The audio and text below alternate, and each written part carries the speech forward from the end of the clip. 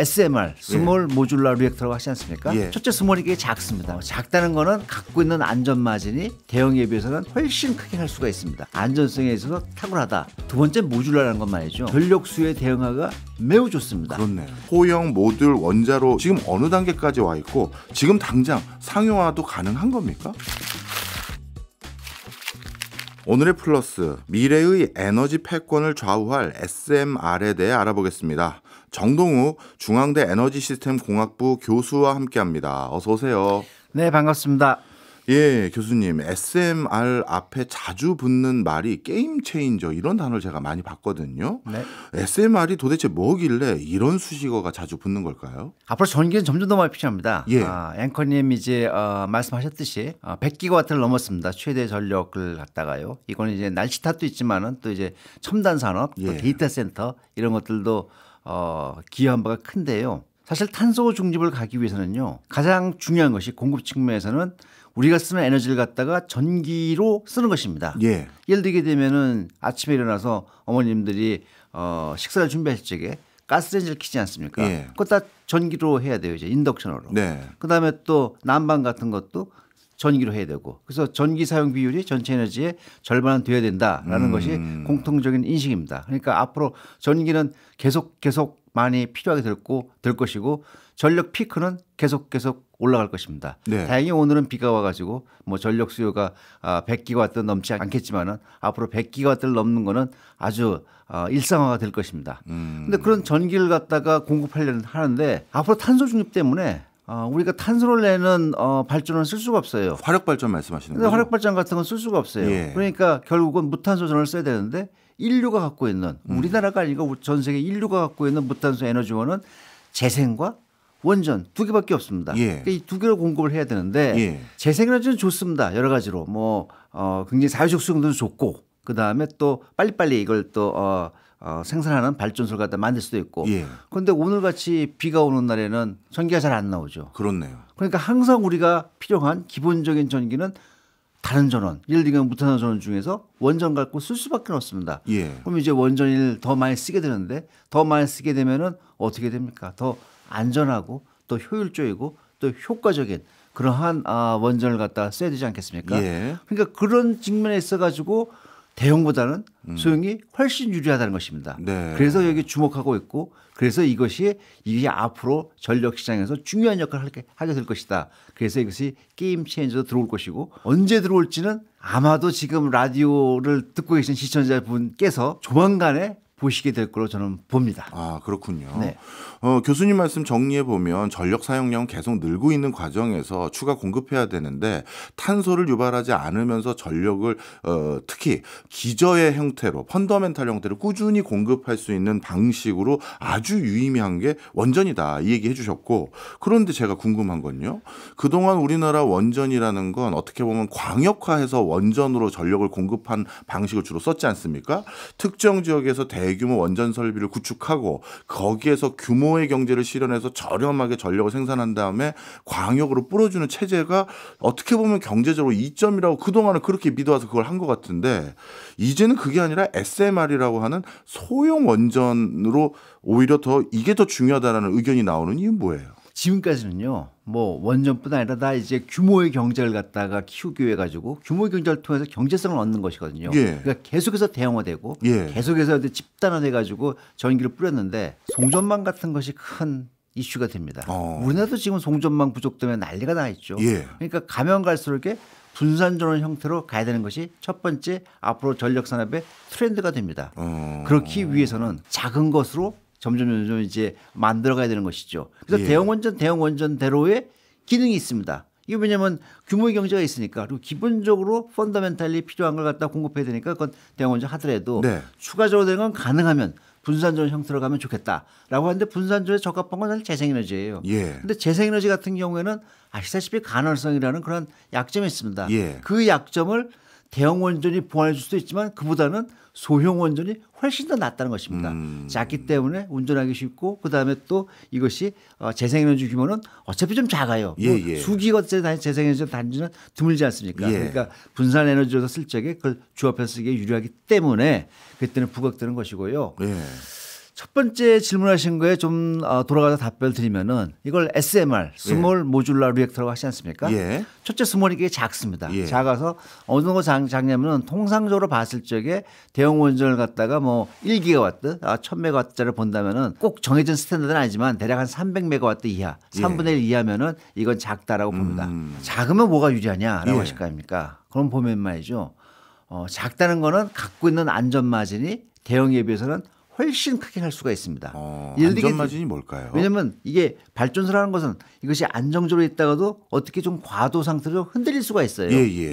외부에 무슨 뭐 영향이 있다든가 그러면 그럴 적에 내가 안전을 지키면서 훨씬 더 여유도가 있다는 것입니다. 그런 면에서 좀 유리해요. 그러면서 유리하고 예를 들게 되면은 뭐 대형 트럭과 소형 수용차를 비교하게 되면은 고속도로에서 소형 수용차 110km까지 달릴 수 있게 하지만은 대형은 100km 이상 하지 말아라. 네네네. 대형 트럭도 100km 넘게 달릴 수 있지 않습니까? 그런데 네네. 그게 제한하는 이유는 이것이 아무래도 이것이 좀 무게가 나가니까 그런 안전성을 봐서 하는 거거든요. 예. 똑같습니다. 그래가지고 그런 면에서 안전성에 있어서 탁월하다라는 것이고요. 두 번째 모듈라라는 건 말이죠. 예. 통상적으로 원전은 하나의 원자로 갖고서 구성합니다. 예. 하나의 원자로에서 에너지를 내서 그 에너지를 갖고서 터빈을 돌려가지고 전기를 갖다 생산하는데 이거는 원자로가 여러 개 들어갑니다. 원자로 하나를 모듈로 잡습니다. 그 원자로 그 모듈에는 원자로도 들어가고요. 예. 네, 원자로를 거기를 구동하게 되는 펌프라든가 제어 장치라든가 또 거기서 증기를 발생시켜서 그걸로 터빈을 돌려야 되니까 증기 발생기라든가 이것을 하나의 세트로서 모듈로 합니다. 예. 그래서 그게 모듈이 돼가지고 예를 들어서 우리가 150메가와트짜리 원자로 모듈을 갖다가 하나 이렇게 만들었다 합시다. 예. 어떤 데는요 150메가와트가 필요하지만 어떤 데는 300메가와트가 필요해요. 그럼 두 개. 그렇네요. 나는 600이 필요한데 그럼 네 개. 예. 그래서 그렇게 모듈라식으로 하게 되면은 전력 수요의 대응하가 매우 좋습니다. 그렇네요. 예를 들게 되면은 이번에 우리가 체코에 원전 수출을 성공했습니다. 예. 근데 체코가 바라는 건요. 1200메가와트 이하짜리를 갖다가 바랬어요. 예. 근데 우리가 갖고 있는 모델은 1400짜리였어요. 네. 이건 모듈 발전소가 아니거든요. 그러니까 그렇기 위해서는 이거를 설계 작업을 해야 됩니다. 1400짜리를 갖다가 우리는 지금 1000메가와트짜리를 갖다가 제안해 가지고 그게 채택이 됐는데 그러니까 1000메가와트로 이거를 다운사이징 줄여가지고 재설계해야 됩니다. SMR이라면 이런 고민이 없죠. 1000메가와트가 필요하세요? 그럼 100메가짜리 모듈이면 그 10개 넣어드릴게요. 예. 나는 한 500이 필요한데 그럼 5개 모듈이요. 국가마다 뭐 큰 나라는 전기가 많이 필요하겠지만 작은 나라는 그렇지 않거든요. 예. 그 나라에서는 모듈을 하게 되면 그 수요에 적합하게 할 수 있으니까 매우 유리하죠. 그렇군요. 예. 저는 단순히 큰 원전 작게 만들면 되는데 왜 SMR을 또 개발하지 했는데 교수님 말씀을 듣고 보니까 이제 이해가 됐네요. 이게 메커니즘이 전혀 처음부터 다르게 설계가 들어가는 거였군요. 그렇다면 이 SMR의 그러니까 소형 모듈 원자로 이거는 지금 어느 단계까지 와 있고 지금 당장 상용화도 가능한 겁니까? 이게 말이죠. 예.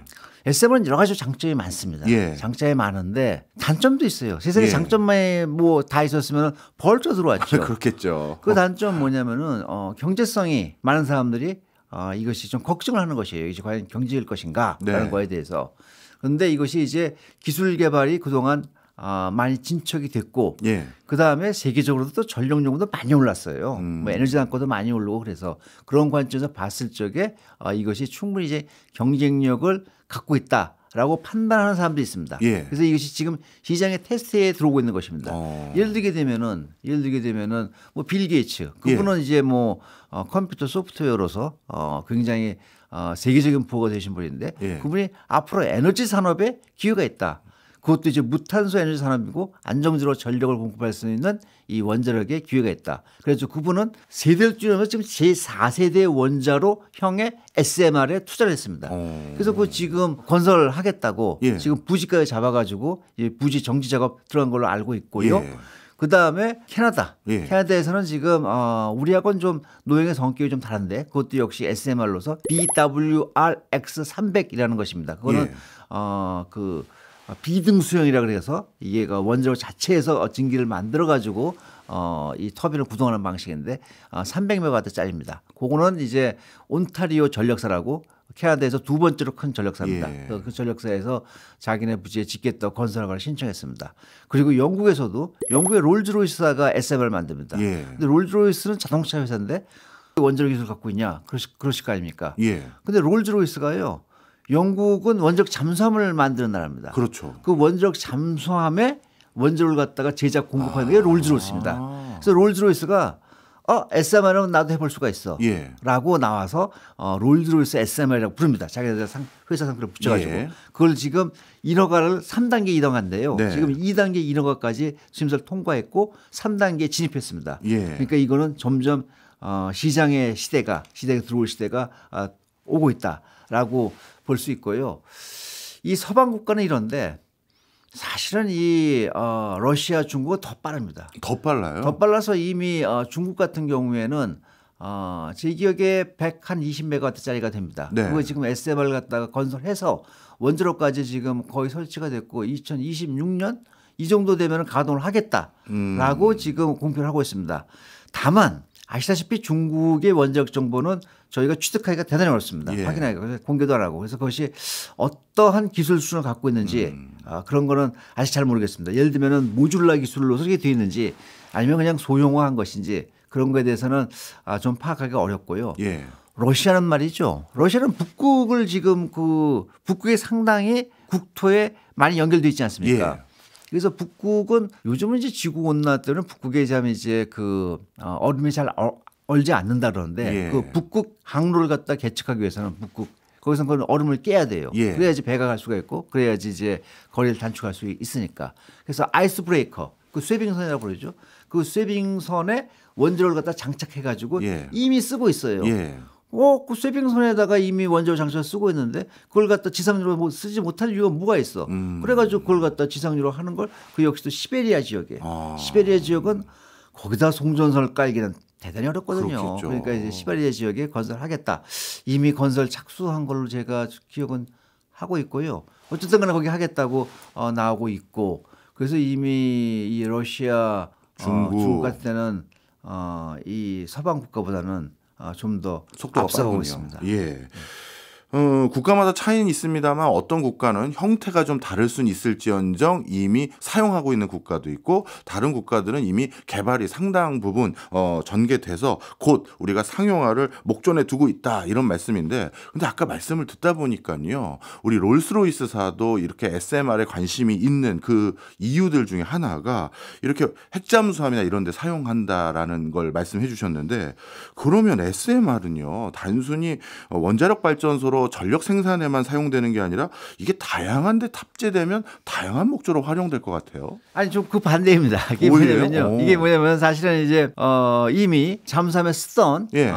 방식의 원자로가 있는데 그 잠수함에 쓰는 원자로 방식은 출력이 훨씬 낮아요. 네. 훨씬 낮고 지상용에 쓰는 거하고는 좀 다릅니다. 좀 성격이 좀 달라서 이걸 좀 더 응용하고 확대해 가지고 지상용으로 쓰기가 유리한 것이지요. 예. 예를 들게 되면 사실은 발전하는 태양광 전지, 예. 태양 전지도 원래는 우주용으로 개발됐어요. 예. 그래서 최초로 쓰인 건 인공위성에 쓰였습니다. 그런데 그것이 가격이 싸지니까, 이제 지상에 쓰게 된 것이고요.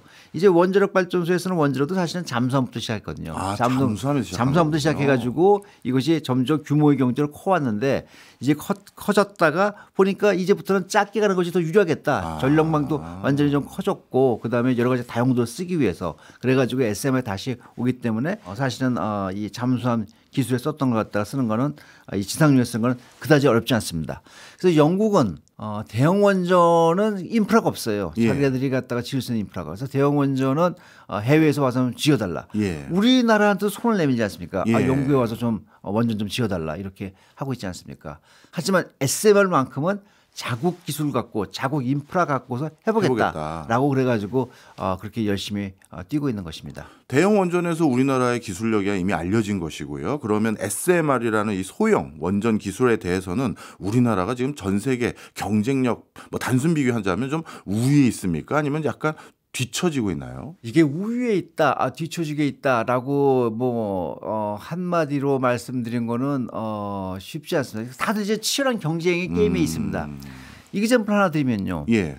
우리가 그 APR 1400 개발할 적에 그게 90년대 초부터 개발을 시작했는데요. 그게 한 10년 프로젝트였습니다. 당시에 우리나라만 그걸 개발했겠습니까? 그렇네요. 당시에 그거 개발할 적에 미국은 AP1000을 개발했고요. 그다음에 프랑스, 유럽 합쳐가지고 EPR, 유로피언 경수를 갖다 개발했습니다. 우리보다 먼저 시작했어요. 예. 당연히 우리나라는 좀 늦게 시작했습니다. 예. 우리가 그 늦게 시작해가지고 우리는 EPR, AP1000 여기에 밀리면 어떡하나, 시장도 뺏기고 그러면 어떡하나라고 걱정을 많이 했는데 제3세대형 경수로라고 부르거든요. 예. 그게 왜 제3세대냐면 말이죠. 이것이 이제 체르노빌 사고와 같은 중대 사고를 갖다가 설계 단계부터 반영한 것입니다. 설계부터. 그 전에 있는 2세대 원자로들은 그거는 그 설계 단계부터 반영을 안 했지만 예. 그 후에 추후 보강 작업을 해서 이제 중도설을 갖다가 방지하겠다라는 예. 것인데 이거는 아예 처음부터 이걸 설계 반영하자. 그래서 그 노용을 갖다가 2세대, 3세대로 이제 구분을 합니다. 예. 그런데 말이죠. 예. 세월 1호기 당초 프로젝트 할 적에는 이제 신고리 3억이었죠. 그게 2016년에 이제 가동에 들어갑니다. 예. 최초입니다. 세계 최초. 예. 이게 EPR 말이죠. 그건 핀란드에 먼저 이제 프랑스가 시작을 했는데 그거는 올해 가동을 시작했나? 이렇게 됩니다. 그다음에 그 미국 보글 원전 그건 말이죠. 작년에 가동을 시작했어요. 예. 그러니까 우리나라가 늦게 시작했지만은 예. 제일 먼저 이걸 그 제3세 경수를 갖다 가동을 시작했고 그것도 성공적으로 네. 이걸 그 운전까지 해가지고 완벽한 걸 보였으니까 예. 이게 지금 좀 뒤쳐졌다 어쩌다라고 얘기하는 거는 저 봐선 큰 의미가 없습니다.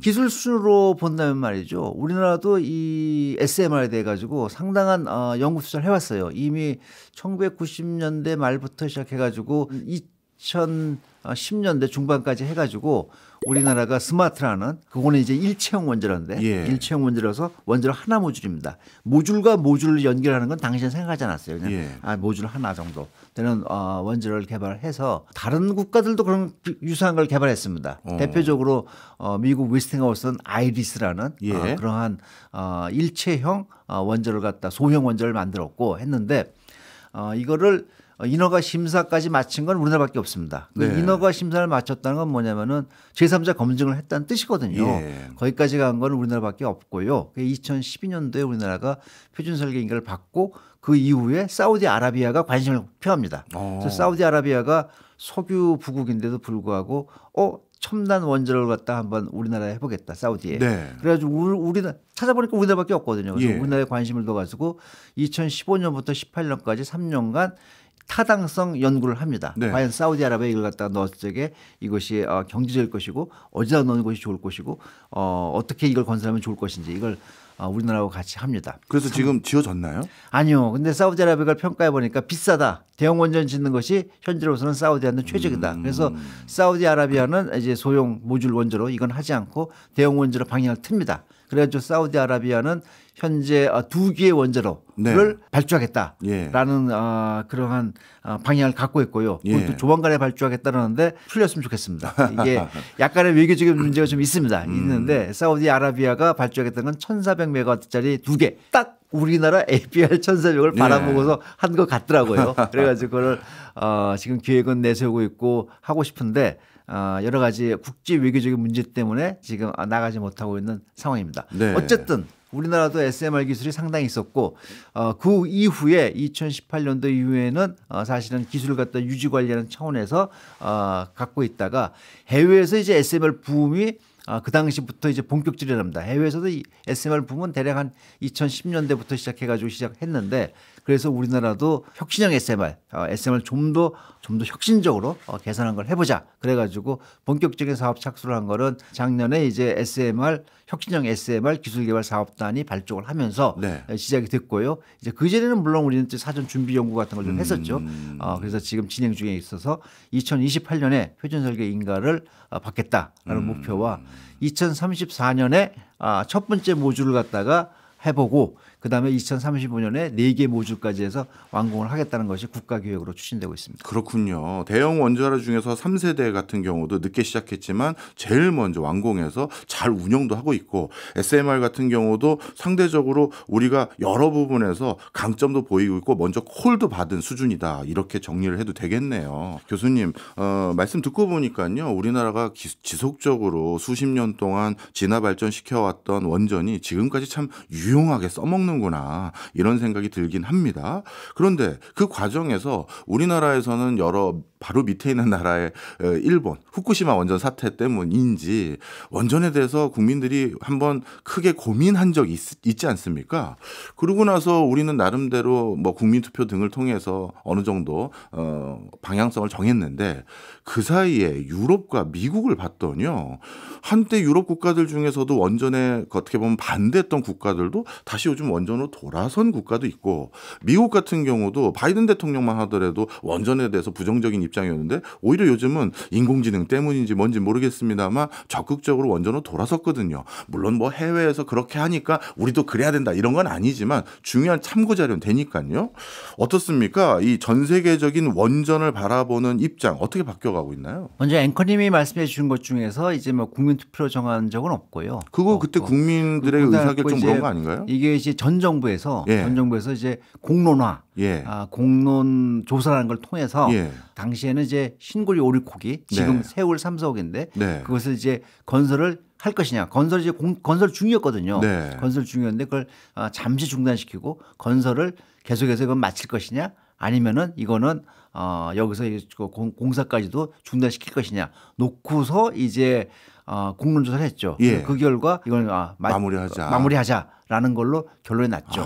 결론이 나면서 당시에 나왔던 것이 부가적으로 보면은 원전을 갖다가 점진적으로 축소하는 방향으로 하는 게 좋겠다라는 레코멘데이션도 물론 포함이 됐었습니다. 사실은 공론조사의 범위에 들어간 건 아니었는데 그게 갑자기 왜 들어간지 모르겠더라고요. 포커스는 그 세월 3, 4호기였는데요. 어쨌든 간에 그것이 전 정부에서의 이 탈원전 기조가 된 것은 맞습니다. 저는 엔지니어로서 또 이제 뭐 그 원자력을 갖다가 뭐 연구하고 또 이제 가르치는 사람의 입장으로서 이러한 과학기술이 정치화되는 거에 대해서는 사실 바람직하지 않습니다. 과학기술은 과학기술이고 과학기술자는 어떻게든 간에 이 과학기술 갖다가 인류에 유용하도록 만드는 것이거든요. 모든 과학기술은 양면성이 있습니다. 예를 들면 인공지능도 상당히 이것은 그 위험성을 갖고 있는 것입니다. 그런데 이것을 갖다가 어떻게 하면 안전하게 관리하고 이것이 인류한테 유용하게 쓸 것이냐 이것이 과학자의 책무고 또 그 사회를 갖다가 관리하는 뭐 정치가라든가 또는 행정가라든가 이런 사람들의 의무가 되는 것입니다. 만약 그걸 포기하게 되면 인류는 점점 퇴보할 수밖에 없어요. 그렇겠죠. 인공지능도 그렇고 예를 들게 되면 줄기세포 같은 것도 그렇고요. 그런 것 지네틱 체인지를 이용해 가지고서는 여러 가지 뭐 의료 도구가 있지 않겠습니까? 그런 것도 마찬가지로 잘못 쓰게 되면 프랑켄슈타인을 만드는 거거든요. 프랑켄슈타인을 만들지 않고 어떻게 보면 인류한테 도움이 될 수 있겠는가 이런 것이 하는 것이 과학기술 발전시키는 과학자의 책무고 이것이 사회적으로 남용되거나 오용되지 않도록 하는 것은 이거는 행정가와 정치가의 책무고 이렇게 되는 것입니다. 원자력이 어쨌든 간에 논란이 되고 이슈가 돼서 가능하면 원자력을 하지 않겠다라는 것이 사실은 이제 뭐 후쿠시마 사고 이후에 전 세계적인 조율을 탄 것은 맞습니다. 맞는데 그 이후에 불어닥친 것이 뭐냐면은 인류한테 주어진 정말로 인류가 당면은 가장 큰 위기가 무엇인가라고 봤을 적에 그것이 기후 위기라는 것이 이제 보편적인 인식이 된 것입니다.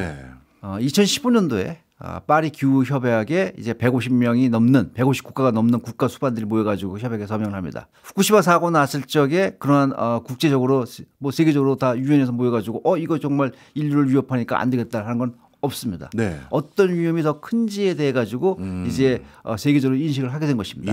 그렇다면 이것은 기후 위기를 갖다가 어떻게든 간에 극복을 해야 된다라는 것인데 그를 위해 가지고 사실은 그 2019년도에 EU가 탄소 중립을 선언합니다. 탄소 중립을 선언하고서 2020년에 유럽의 그린딜 그래가지고 이게 녹색 경제 체제로 가면서 친환경 에너지를 쓰겠다라고 합니다. 그때 원자력은 빠집니다. 원자력을 갖다 쓰지 않고 우리는 가겠다라고 해봤는데 고민을 해보니까 안 되는 겁니다. 그래서 2022년도에 이른바 텍소노미는 친환경 에너지, 친환경 경제 활동을 판단하는 일종의 기준표입니다. 그 기준에 원자력을 갖다 집어넣습니다. 예. 원자를 집어넣으면서 이걸 써서 어떻게든 우리가 기후 위기를 극복하고 탄소 중립을 가야겠다라고 나옵니다. 그러면서 시작하면서 원자력 없이 우리 인류가 이 기후 위기를 극복하기는 쉽지 않다라고 그래가지고 전 세계에서 원자력을 갖다가 이제 다시 들여다보게 됩니다. 예. 그것이 지금 현재 상황이고요. 예. 그런데 이 원자력을 갖다가 그러면은 이것이 이뻐서 했느냐? 그렇지 않습니다. 네. 이건 이쁘지는 않지만 일을 잘하는 것입니다. 일을 잘하니까 이걸 내가 또 써보자. 그러면서 사실은 어떻게 정했냐면은 과도기적인 그 친환경 에너지, 예. 트랜지셔널 에너지로 정의합니다. 그래서 2050년 탄소 중립 때까지 이걸 써본다라고 하는데 저는 그 EU 텍소노미에 이렇게 돼 있습니다. 뭐라고 돼 있냐면은 신규 원전에 투자를 허용한다. 예. 그다음에 원자력 발전소에 계속 운전에 투자한다. 예. 그리고 제4세대 원자로 기술 개발에 투자한다고 돼 있습니다. 그게 뭐냐면요. 2050년 이후에 원자력 기술을 획기적으로 좀 개발해 가지고 예. 그 이후에도 써먹을 수 있도록 해봐라라고 기회를 준 것입니다. 이거는 저는 약간 놀랐습니다. 이거는 트랜지셔널 에너지라고 일단 여기서 정의를 하지만은 그 이후까지도 원자력에 대한 기대를 갖고 있다라고 보는 것입니다. 그것이 트렌드고요. 그래서 유럽은 정말로 탄소 중립에 진심인 이 연합체입니다. 예. 그래서 체코도 죽으라고 이걸 원자력 하는 거고요. 폴란드도 그래서 죽으라고 원자력 하는 거고요. 예. 심지어는 탈원전을 선언했던 스웨덴마저도 그 탈원전을 갖다 철폐하고 신규 원자를 하겠다고 나와서 2040년대 중반까지 열기를 갖다 하겠다라고 나오고요. 네덜란드는 풍차이너랍니다. 네. 네덜란드는 풍차이너라서 사실 풍차이너니까 풍력이 얼마나 좋겠습니까? 그런데 네덜란드도 거기는 원자력 발전 하나 있습니다. 근데 예. 4기를 추가로 하겠다라고 나오고 있고요. 영국 아시다시피 거기도 풍력 발전 좋습니다. 풍력 발전 좋은데 거기도 원자력 다시 하겠다고 나오고 있고요.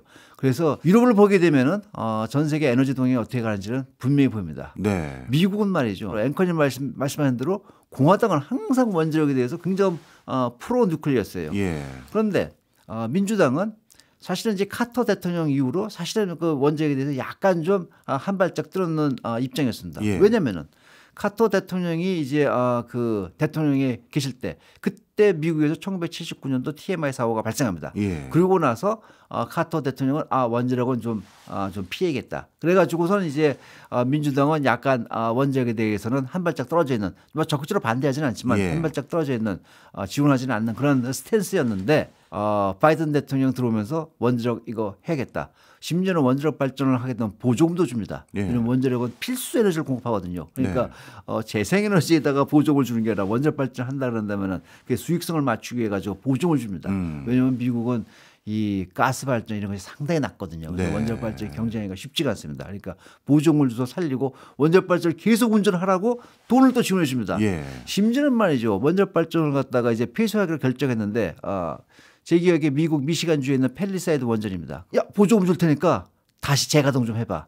그래서 그걸 재가동 하기로 했습니다. 예. 뭐 그 정도로 지금 원전의 진심입니다. 네. 그러니까 이거는 피할 수 없는 조류고요. 일본 후쿠시마 사고 일으켜가지고 전 세계에 민폐를 끼쳤습니다. 예. 사실 저도 기분 좋지 않습니다. 네. 그 불은 옆집에서 났는데 홀라당 탄 걸 왜 우리 집이 됩니까? 사실 일본은 한 번도 탈원전을 선언한 적이 없어요. 예. 선언한 적이 없는데 우리나라는 탈원전 그때 뭐 이런 탈원전도 뭐 당하고 하지 않았습니까? 그래서 저는 기분은 안 좋습니다만은 어쨌든 일본은 비록에 그 후쿠시마 사고를 당해가지고 원자력 산업, 전력 산업이 피폐화됐지만 적어도 원전을 갖다가 뭐 20%에서 22% 정도의 전기를 공급하기로 하겠다. 그러면서 이제 그 재가동도 계속해서 심사해서 주고 있고요. 물론 안전관리 기준은 더 높였습니다. 네. 일본이라는 나라는 좀 이제 한번 사고를 당했으니까 당연히 그래야겠죠. 그러면서 하고 있지만 이런 동향을 봤을 적에 세계적으로 원전 산업은 적어도 이제 인류가 이 기후 위기를 갖다 극복할 때까지는 중요한 역할을 할 것이다라고 보고 있습니다. 네, 애청자분들께서 교수님께서 워낙 쉽게 설명해 주셔서 어떤 말씀인지 다 이해하셨을 것 같아요. 그런데 그럼에도 불구하고 이 원전이라는 게 우리 후쿠시마 사태 터지기 전에는 그냥 경주에 그런 원자력 발전이 있다. 우리 그렇게만 생각했지 뭐 그거 신경이나 썼던 분들이 몇 명이나 계셨겠습니까? 그런데 이게 한 번 사고가 나면요. 거거든요.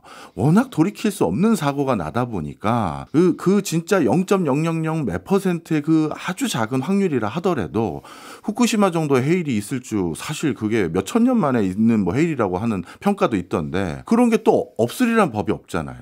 그러면 그런 것까지 그 고려했었을 때 과연 이 길이 맞느냐 아직도 의구심 갖는 분들이 계실 거거든요. 그리고 또 그런 사고 나면 또 전 세계적인 원전 분위기 또 바뀔 것 같고요. 어떻게 보세요? 앵커님 하시는 말씀이 이제 전반적으로 일반적인 시민들께서 국민들께서 생각하시는 포인트입니다. 예. 이것이 이제 체르노빌 사고, 그다음에 후쿠시마 사고 이것이 사실 이게 트라우마를 좀 남겼습니다. 예. 이게 사회적으로는 트라우마를 좀 남겨서 그 충격에서 벗어나는 데는 시간이 걸립니다. 유럽에서 원전을 갖다가 다시 이용해보자 했을 적에 그런 고민을 왜 안 했겠습니까? 그런데 위험이라는 걸 말이죠. 네. 하나만 보고서 절대적인 기준을 보게 되면은 우리는 꼼짝도 못하고 집안에만 있어야 됩니다. 그것도 아주 튼튼한 집안에서. 왜냐하면 절대적인 기준을 본다면 예를 들게 되면은 집 밖에 나가면 위험하니까요. 맞습니다. 예를 들게 되면은 이 방송국에 올 적에 앵커님은 이게 걸어서 오셨는지 자전거를 타고 오셨는지 아니면은 뭐 택시를 타는지 버스를 타고 왔는지 잘 모르겠습니다만 예. 내가 어디를 간다 할 적에 그때는 그 위험성을 평가해서 선택을 한다고 봅시다. 예. 그러면은 누구는 걸어가는 게 제일 안전한데라고 얘기할 수 있습니다. 그렇지 않습니다. 내가 만약 걸어가는 길에 건널목이 많다. 네. 더군다나 차가 많이 다닌다. 그럼 그게 더 위험할 수 있습니다. 예. 자전거를 타고 간다 할지도 이거 자전거 전용 도로가 없는 위치인데 그렇다면 그거 역시도 불안합니다. 예. 오히려 승용차가 더 안전할 수도 있습니다. 그거는 그 상황에 따라 가지고 내가 어떤 수단을 갖다가 어떤 목적에 쓸 것인가에 따라서 달라지는 것입니다. 네. 그래서 EU에서 유럽에서 텍소노미의 원전을 갖다 집어넣기 위해서 평가를 하면서 에너지 원간의 위험성을 비교 평가를 합니다. 예. 그러면 하나만 보고서 이걸 위험하다 그러면은 그거 위험한데 그거 위험하다는 기준이 넌 뭔데? 라고 할지 그걸 잡기는 쉽지 않거든요. 비교 평가를 해보자. 비교 평가 해봤더니만 원자력으로 발생하게 되는 환경적 피해와 그다음에 인명적 피해는 다른 에너지원에 비해서 더 위험하다고 볼 수 없다라는 예. 결론을 냅니다. 안전하다가 아니고 더 위험하다고 볼 수 없다는 건 무슨 얘기냐면 말이죠. 예. 모든 에너지원은 고유의 위험성을 내재적으로 갖고 있다는 것입니다. 다 위험한 면이 있다. 맞습니다. 그걸 다 비교 평가를 해보니까 결코 원전을 갖다가 더 위험하다고 보기 어렵다라는 것입니다. 예를 들면 체르노빌 사고 같은 것도 만약에 화력발전이 주는 피해라든가 또는 재생에너지의 넘버원은 수력발전입니다. 예. 전 세계의 재생 에너지의 절반은 수력발전이 내고요. 예. 나머지 절반은 풍력이 내고요. 예. 그 나머지 절반을 뭐 태양광이라든지 바이오라든지 지열이라든지 다른 것들이 냅니다. 예. 그래서 전 세계에서 지금도 아마 앞으로도 상당 기간 재생에너지의 넘버원은 수력발전인데 뭐 수력발전이라든가 또는 석탄이라든가 이런 거와 비교했을 때도 대형 사고가 터진다면은 원자력 발전이 뭐 그런 대형 사고에도 결코 다른 에너지원에 비해서 위험하다고 보기는 어렵고 일상적으로 우리가 에너지원을 사용할 때 발생하는 위험도도 원자력 발전은 탁월하게 안전하다라는 결론에 도달합니다. 알겠습니다. 그렇기 때문에 이것이 채택된 것이지 뭐 EU라고 그 사람들이 뭐 그냥 원자력 이쁘니까 넣어줘. 그렇지 않습니다. 네. 냉정한 평가를 통해 가지고 들어온 것입니다. 네. 위험이라는 건 측정하는 기준에 따라 다를 수도 있고 또 위험은 원래 관리하는 것이다. 무위험한 에너지 수급 체계는 없다. 그런 말씀이시군요. 알겠습니다. 그렇다면 이번에는 오늘 주제인 SMR의 경제성에 대해서 좀 여쭤볼게요. 대형 원자로 하나 건립하는 비용 제가 물어봤더니 1400메가와트급이 뭐 10조 원이라고 하는데 소형 원자로 SMR은 또 대충 얼마를 예상들 하시나요? 한 번 더 좀 정정을 해드려야겠습니다. 예. 그러면 대형 원전을 하나 짓는 데는요 10조 원이 아니고요. 예. 현재 제가 기억하는 것은 신한울 3, 4억이 가장 최근 건데 예. 그것이 5조 7,500억 됩니다. 5조 7천억. 6조 안 됩니다. 한 기가. 예. 한 기가 6조 좀 안 됩니다. 네. 6조 좀 안 되는 수준이라서 예. 두 기를 합쳐가지고 11조 5천억인가 이렇게 됩니다. 그러니까 뭐 한 기가 뭐 10조 원은 아닙니다. 우리가 체코에 지금 수주하려는 거 그거는 한 기에 적어도 한 10조 넘을 것 같습니다. 예. 그건 왜냐하면 해외에 지으니까 아무래도 수송비도 많이 들고 또 현지 인건비도 뭐 우리나라에 비해서 어쩔지 모르겠지만 어쨌든 간에 그런 여러 가지 요인이 있게 되니까 예. 그거는 좀 더 많이 받게 되고 예. 그럼에도 불구하고 프랑스보다 한참 싸니까 우리 걸 선택한 것이지요. 그래서 뭐 덤핑은 아닙니다. 왜냐하면 우리보다 싸게 팔아야지 이게 덤핑이지요. 근데 우리보다 비싸게 팔기 때문에 덤핑 아닙니다. 그 정도 수준인데 어쨌든 예. 말씀하신 소형으로. 대로 SMR은 그거보다는 이제 전반적으로 비쌀 것이다라는 것이 일반적인 예측입니다. 대형보다 소형이 더 비싸요. 수익이 비쌉니다. 왜냐하면 이게 규모의 경제라는 걸 무시할 수 없거든요. 이런 예. 에너지원에 있어가지고 그래가지고 이 소형이면 이제 엔지니어링 코스트 같은 거는 대형이나 소형이나 비슷하거든요. 예. 자재 비용 같은 거는 소형이 물론 이제 머티리얼 코스트는 좀 더 작지만은 뭐 엔지니어링 코스트라든가 다른 비용 같은 걸 다 합쳐봤을 적에 뭐 거기서 얻는 그 이득은 크지 않은 것 같아요. 그래서 전반적으로 비싸다고 해서 이 경제성이 어떻게 될 것인가 지금 가늠하는 것입니다. 네. 그래서 이 시장에 들어와서 만약에 SMR이 대형 원전보다 싸다. 네. 그러면 시장의 판도는 같은 값이면은 그 SMR이지 같은 값이면 다 옹심한데 예. 뭐 그러면은 이제 SMR을 갈 것인데 SMR이 근데 대형 원전보다 비싸다 하더라도 SMR은 SMR 나름대로의 강점이 있습니다. 예. 예를 들면 원격지에 짓겠다. 송전선로 비용을 따지게 된다면은 대형 원전을 갖다가 해서 송전선을 까는 것보다는 SMR 갖다가 원격지하는 것이 훨씬 싸게 되거든요. 데이터 센터 같은 데 붙여서 하겠다. 그럼 분산전원에서 매우 유용합니다. 예. 그때는 대형 원전에서 가져오는 것보다는 SMR이 낫겠다. 산업 단지에다 붙이겠다. 그러면 역시 분산전원에서 낫거든요. 그것이 거기 넣는 것도 유리하고요. 그래서 그러한 니치 마켓이 있습니다. 니치 마켓이 있어서 할 것인데 그 니치 마켓이 커지다 보게 되면은 경제성을 좀 더 확보하게 됩니다. 이건 뭐냐면은 대형 원전은 하나가 커가지고 이렇게 뭐 경제성 확보하지만 이 SMR은 뭐냐면은 작지만 난 여러 개를 만들겠다. 예. 그러니까 대형 원전은 한 개지만 나는 그러면 10개를 만들게 되면 거기서 다량 생산으로서 또 경제성을 확보할 수 있거든요. 네. 근데 거기까지는 시장 규모가 좀 커져야 됩니다. 그렇기 때문에 그 정도 수준에 달하면은 아마도 충분히 대형 원전과 경쟁할 수 있는 수준에 달할 거로 보고요. 이 경제성에 있어 가지고는 사실은 일괄적으로 판단하기는 쉽지 않습니다. 최근에 작년으로 기억합니다. 작년에 미국에서 뉴스키라고 제일 예. 첨단 제일 앞서 나가는 SMR이 있었는데 그걸 이제 미국에 있는 유타 아이다호 이쪽 지역에다가 이제 북서부인데요. 예. 그쪽에다가 지으려고 했습니다. 아주 소형입니다. 460메가와트 정도의 소형인데 그게 70메가와트 모듈로서 77메가와트인데 정확하게는 지금 모듈로서 이게 구성하는 것인데 그걸 지으려고 보니까 굉장히 비쌌어요. 메가와트 아워당 저희가 119달러가 나왔습니다. 네. 119달러는 한계선이거든요. 미국에서 무탄소 에너지로서 받을 수 있는 한계선인데 너무 비싸게 나와서 다른 전력사가 안 사겠다. 난 빠지겠다라고 했습니다. 그래가지고 예. 그 프로젝트가 무산에 대해서 이게 비싸다. 이거 불가능하다라고 하는데 최초기는 어렵습니다. 물론 네. 최초기는 어려운데 메가와트아워당 119달러면은 우리나라 돈으로 환산했을 적에 킬로와트아워당 대략 한 160원 됩니다. 네. 만약에 우리나라에 한다면 경제성이 있습니다. 왜냐하면 우리나라는요 원전은 킬로와트아워당 60원이지만 예. 가스는 200원이 넘고요. 예. 재생에너지, 석탄 이것이 대략 160원대 언저리입니다. 예. 경쟁할 수 있는 코스트고 우리나라에서 한다면은 아마도 우리나라에서 제작해가지고 서플라이 체인이 우리가 좋으니까 한다면 좀 더 나아질 것이고 그래서 그거는 어느 나라에 넣느냐 어느 지역에 그걸 짓느냐 이런 거에 대해서 많이 좌우가 됩니다. 그래서 일방적으로 정할 수는 없는 것인데 예. 어쨌든 일반적인 전력 시장을 봤을 적에 대형 원전에 비해서는 비싸다. 타전원에 비해서는 이건 경쟁은 좀 봐야 된다. 그래서 이게 전력 시장에 들어오기까지는 약간의 좀 테스트 과정이 필요하다. 예. 그래서 지금 전 세계에서 기술 개발을 하면서 이걸 테스트하고 있는 과정에 있는 것입니다. 네. 저야 뭐 엔지니어는 아니고 오늘 교수님 덕분에 기술적인 파트는 진짜 아주 쉽게 제가 이해할 수 있는 정도로 설명해 주셔서 너무 감사한데 모르겠어요. 사회과학을 하는 제 입장에서는 지금 말씀 주셨던 이 설비 투자 비용이라는 건 엔지니어링 비용을 기준으로 말씀해 주신 것 같거든요. 근데 우리 경주 같은 경우만 하더라도요. 어떻게 보면 사회적인 혐오 시설에 해당될 수 있는 원전을 경주 지역의 주민들이 그거를 수용해 주는 대가로 많은 보상금을 또 드렸지 않습니까? 그리고 또 그거를 거기에 그 안착시키는 그 과정에서 지리한 어떤 사회적 추가적인 비용이 들었거든요. 그런데 대형 원전이라고 하면 어느 한 곳에 한 주민들만 양보를 우리가 득해내면 그분들이 알겠습니다. 요 정도 보상금 주시면 저희가 우리 국토 전체에 쓰는 전력의 일정 부분을 생산하는 기지 역할을 하겠습니다.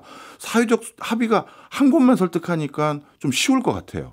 그런데 SMR이라고 하면 산단 옆에도 하나 놓고 데이터 센터 옆에도 하나 놓고 그리고 저기 교외 지역의 신도시 외곽에도 하나 놓는다 그러면 그거 과연 그쪽 지역 주민들이 그거 가만히 있을까요?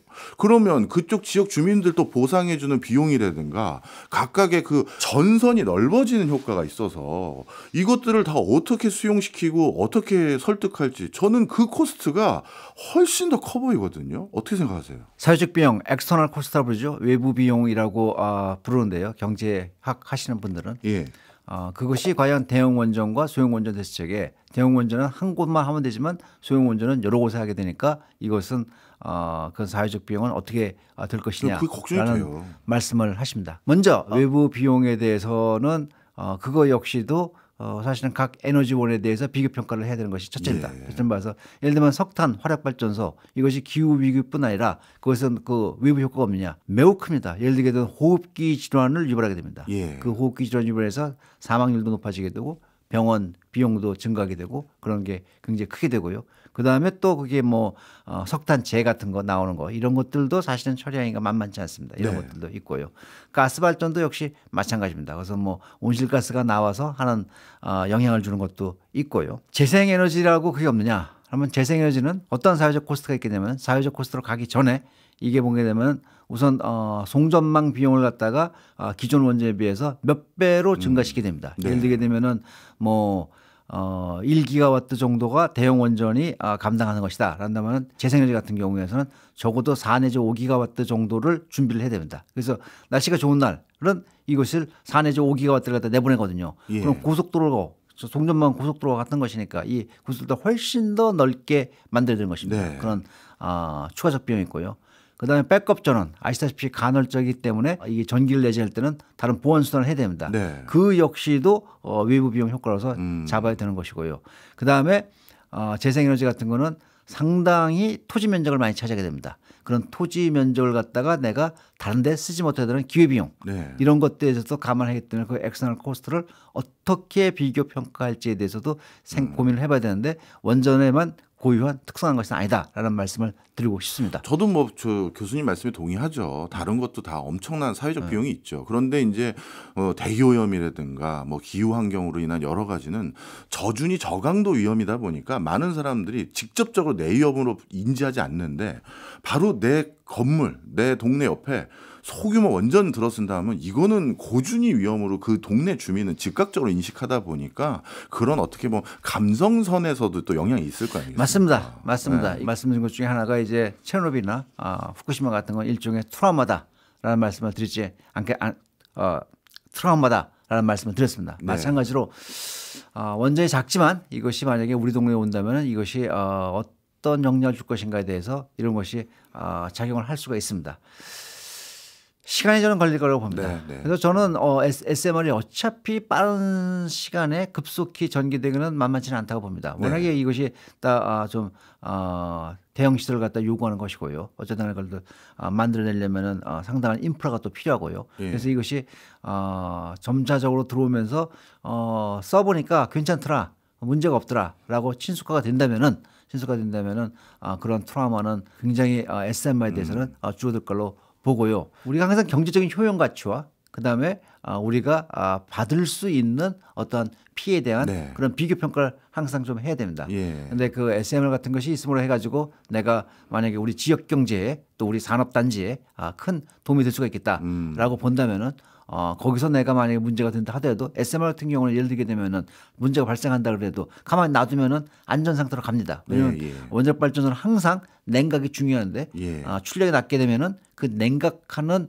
용량도 작아지거든요. 근데 훨씬 더 안전을 유지하기가 쉽습니다.